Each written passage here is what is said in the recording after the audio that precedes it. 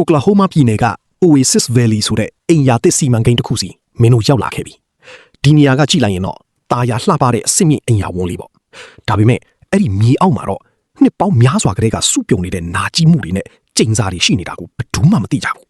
ဒီနေရာမှာလူတွေဟာပိုးမွားကြိုက်ခံရပြီးထူးထူးဆန်းဆန်းသိဆုံးနေကြတယ်မင်းနဲ့ဆမ်ဟာအင်ချမ်းမြေအကျိုးဆောင်တွေဖြစ်ဟန်ဆောင်ပြီးစုံစမ်းကြည့်တဲ့အခါမှာ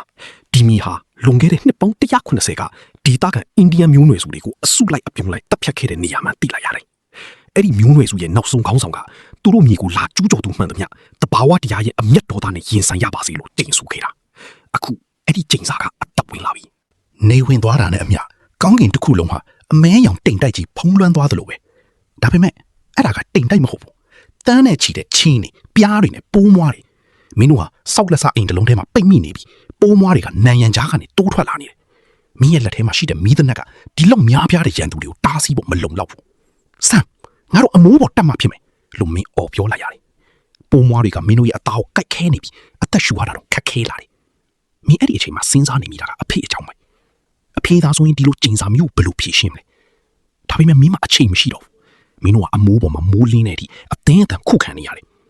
နေရောင်ကြီးအစားအနာလေးထွက်လာတဲ့အချိန်မှာပိုးမွားတွေကတဖြည်းဖြည်းပြန်ဆုတ်သွားကြတယ်ဒီကျင်းစာကိုမင်းတို့အမြင့်ပြတ်မချိန်မုန်းနိုင်ခဲ့ဘူးဘာလို့လဲဆိုတော့ဒါဟာမြေကြီးထဲမှာဆွဲကပ်နေတဲ့နာကျင်မှုလို့ပဲမင်းတို့လုံနိုင်တာကတော့ဒီနေရာကလူတွေကိုဘေးလွတ်ရာရွှေ့ပြောင်းခိုင်းဖို့ပဲမင်းနဲ့ဆမ်ဟာကားပေါ်မှာပြန်ထိုင်နေမင်းတို့ရဲ့မိသားစုအကြောင်းစကားဖြစ်ကြတယ်မင်းတို့ရဲ့အတိတ်ကလည်းဒီမြေလိုပဲနာကျင်မှုတွေနဲ့ကျင်းစာတွေပြည့်နေတာပဲမို့လားအင်ပါလာကားလေးကလမ်းပေါ်မှာတရိပ်ရိပ်ပြေးနေတယ်မင်းရဲ့ကိုယ်ပေါ်မှာပိုးမွားကြိုက်ထားတဲ့တန်ရာတွေကရားရံနေလုံးပဲ